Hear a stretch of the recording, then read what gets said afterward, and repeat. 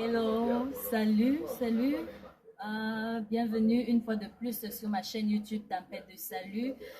Je te prie une fois de plus de partager, de liker, de commenter. Laisse-moi, ne passe pas sans laisser de commentaires. Je dis merci à tous ceux qui prennent la peine de partager les vidéos, ces vidéos d'évangélisation. Vraiment, en partageant, tu soutiens l'évangélisation, tu participes à toucher un cœur pour la gloire de Dieu. Merci de partager davantage.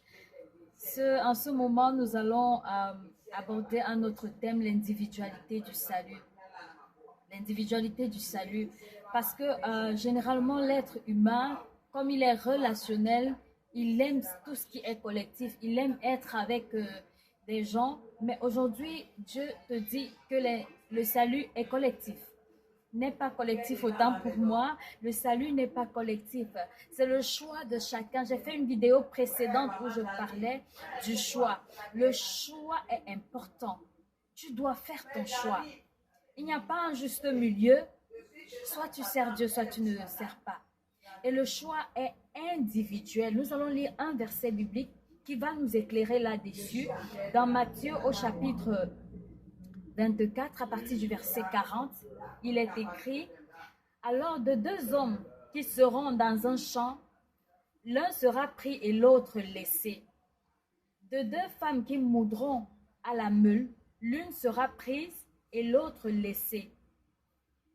Veillez donc, verset 42, puisque vous ne savez pas quel jour votre Seigneur reviendra. Ici, le Seigneur Jésus parle de l'enlèvement. Et il dit de deux personnes qui seront dans un champ, l'un sera levé, l'autre sera laissé. Pourquoi? Parce que nous ne servons pas Dieu de la même manière. Parce que nous n'avons pas les mêmes cœurs. Parce que nous n'avons pas tous des cœurs purs. Nous pouvons être dans une même église, écoutant les mêmes prédications, étant sous un même pasteur, étant sous la conduite du Saint-Esprit, mais n'ayant pas les mêmes cœurs. Parce que Dieu regarde au cœur. C'est pour cela que il est important que tu prennes ton salut en main. Il est important que tu prennes ta vie chrétienne en main. Ce n'est pas une affaire de collectivité, parce que quand Dieu reviendra, et chacun de nous devra rendre compte de sa vie sur terre. Et le rapport que tu devras faire ne sera pas collectif, ce sera le rapport de ta vie. Qu'est-ce que tu as fait de la vie que Dieu t'a donnée sur la terre? Est-ce que tu as passé le temps à commettre des péchés par-ci, par-là? Est-ce que tu as passé ton temps à chercher les femmes d'autrui? Ou bien tu as passé ton temps à, je ne sais pas, à mentir? Tu as passé ton temps dans la corruption? Tu as passé ton temps... Quel est le rapport que tu vas donner au Seigneur Jésus? Parce qu'il dit, veillez donc, puisque vous ne savez pas quel jour votre Seigneur reviendra. Peut-être que le Seigneur ne reviendra pas d'une manière pour que tu le vois comme la Bible le décrit. Peut-être que c'est toi ou c'est moi qui allons quitter la terre avant. Mais quand nous allons quitter la terre, quand nous allons mourir, qu'est-ce que nous dirons à Dieu? Qu'est-ce que tu diras à Dieu? Qu'est-ce que tu diras à Dieu? Que c'est parce que mon père était pasteur? Même si ton père est pasteur, tu dois faire ton choix. Parce que ton âme, tu es responsable de ton âme. Tu es responsable de ta foi.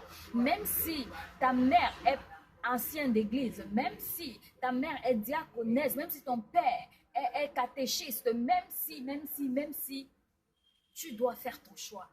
Tu dois t'engager à vivre ta vie chrétienne, à marcher dans la foi, à donner ta vie au Seigneur Jésus, avoir une relation intime, une relation personnelle, je voulais dire, avec le Seigneur Jésus. Ce n'est pas une affaire de collectivité. Ce n'est pas une affaire d'amitié. Non. Ton ami, tu peux marcher avec ton ami. Et au moment où le Seigneur revient, ton ami sera enlevé et toi laissé. Même si vous marchez ensemble, collé, et que vous faisiez des choses ensemble, vous n'avez pas les mêmes cœurs, vous n'avez pas les mêmes motivations. Donc, je te prie de revoir les choses, de bien te positionner, de donner ta vie au Seigneur Jésus. Parce que le Seigneur Jésus reviendra. Que lui diras-tu? Sois béni au nom de Jésus. Shalom, surtout partage et laisse-moi ton avis en commentaire.